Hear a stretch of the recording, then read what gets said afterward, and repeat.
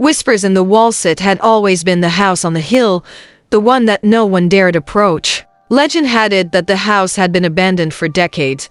Its owner, an old, reclusive man named Elias Craven, disappeared one night without a trace. The village below whispered stories about what had really happened, but no one ever spoke about it with certainty. Some said he was cursed. Others claimed he was simply a madman who had vanished into thin air.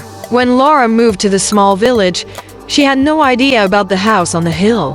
Her family had bought a modest cottage near the outskirts, a quaint place perfect for starting over. Laura was used to the quiet of the countryside, far from the noise and chaos of city life. It was a fresh start after the tragic death of her parents, a moment that had left her emotionally fragile but determined to heal. But the house on the hill? That was an enigma she couldn't ignore. She'd first noticed it while hiking one afternoon. The house loomed at the edge of the woods, its dark, twisted silhouette cutting through the gray afternoon sky. It was both foreboding and captivating. Laura felt a strange pull toward it. She often found herself gazing at it from her window, wondering what lay inside.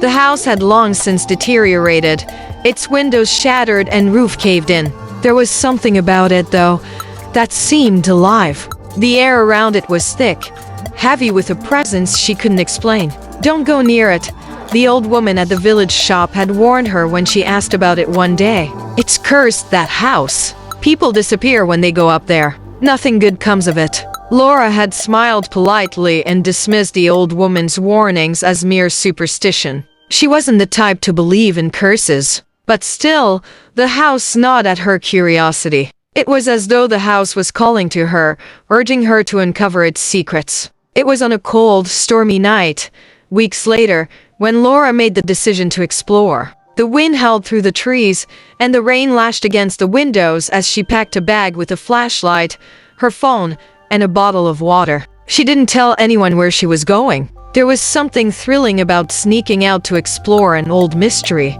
something that felt like reclaiming control of her life after all that had happened. She didn't know what she expected when she reached the base of the hill. The climb was steep, and the rain had made the earth slippery, but she pressed on. As she neared the top, the trees parted, and the house came into full view. It was far worse up close. Then she heard it. "Leave. Leave now.